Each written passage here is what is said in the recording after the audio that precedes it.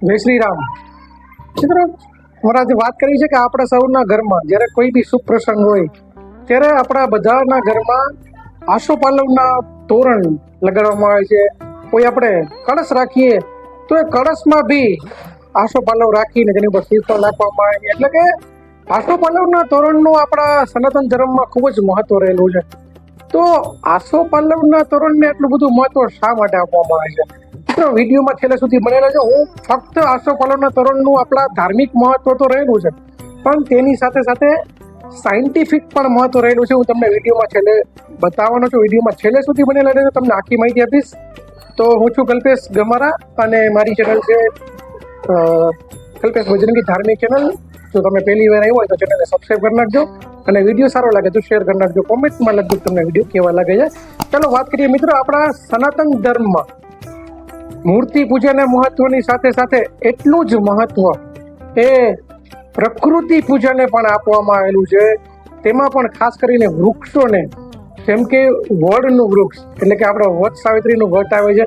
કહેવાય છે કે વડમાં ત્રિદેવોનો વાસ હોય છે. બ્રહ્મા, વિષ્ણુ, મહેશ, એ ત્રિદેવનો વાસ એ વડમાં રહે છે અને તેના કારણે તેને પૂજા કરવામાં આવે છે. ત્યારબાદ પીપળો, શ્રી કૃષ્ણ ભગવાને કહેલું કે પેડો મેં પીપલું, એટલે કે પીપળામાં કહેવાય છે કે ભગવાન શ્રી વિષ્ણુનો વાસ હોય છે કહેવામાં આવે છે. લીમડાની પણ આપણે પૂજા કરવામાં આવે છે. તુલસીજીની, કે જે આપણા બધાના ઘરે, સનાતનીઓના ઘરે તુલસીજી હોય છે. તેવી જ રીતે બિલીપત્ર એ બિલીનું ઝાડ જે મહાદેવનું પ્રિય ઝાડ ગણવામાં આવે છે. તેવી જ રીતે આસોપાલવ એ આપણા દરેક સનાતનીના ઘરમાં જે સારા પ્રસંગ હોય, લગ્ન પ્રસંગ હોય કે કઈ બી સારો પ્રસંગ હોય ત્યારે તેનું તોરણ બાંધવામાં આવે છે. તેનું એક ધાર્મિક મહત્વની સાથે સાથે સાયન્ટિફિક રીઝન પણ રહેલું છે. મિત્રો, આસોપાલવના તોરણનો લીલો રંગ એ જીવનની શરૂઆતને સૂચવે છે, નવા ઉમંગને સૂચવે છે. અને કહેવાય છે કે આસોપાલવના વૃક્ષ જે છે તે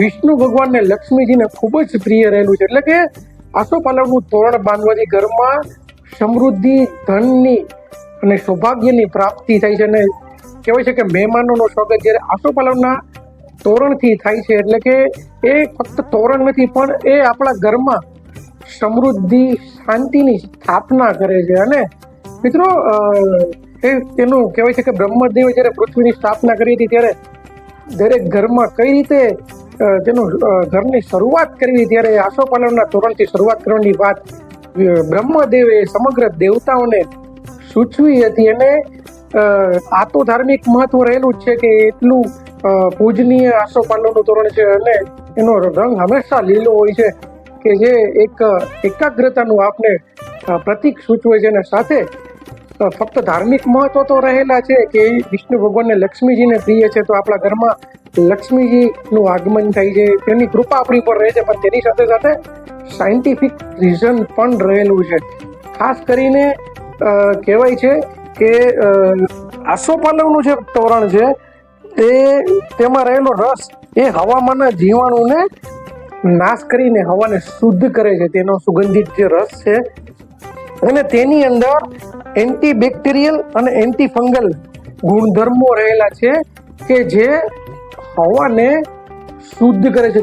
તેની અંદર રહેલા જે ગુણધર્મો છે, જે તેનો રસ છે, તેના ગુણધર્મો છે, તે હવાને શુદ્ધ કરી નાખે છે. અને સાથે કહેવાય છે કે એલોક્સાઇડ્સ અને એસેન્શિયલ્સ ઓઇલ્સ જે છે તેની અંદર રહેલા, અને તેના પાંદડા જે છે તે ઝાડ પરથી છૂટા છે અને 48 કલાક પછી પણ તે તેની અંદરથી ઓક્સિજનનું સર્જન કરે છે અને ખાસ કરીને કાર્બન ડાયોક્સાઇડને ઘટાડે છે. એટલે કે કોઈ બી ઘરમાં પ્રસંગ હોય તો મોટી સંખ્યામાં લોકો એકત્રિત થયેલા હોય તો ઓક્સિજનનું પ્રમાણ ઘટવાની શક્યતાઓ રહેલી છે.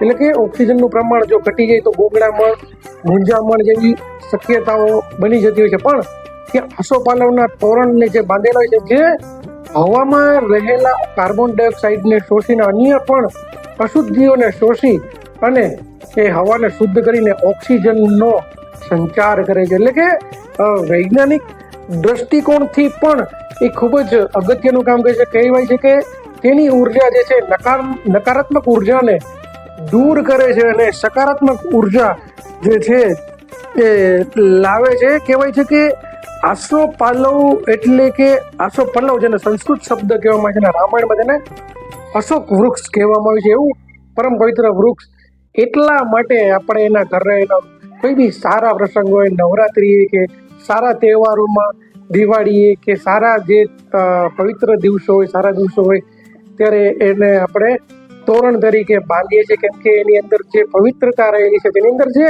ગુણધર્મો રહેલા છે, તે દરેક આપણા ઋષિ મુનિઓ ખૂબ જ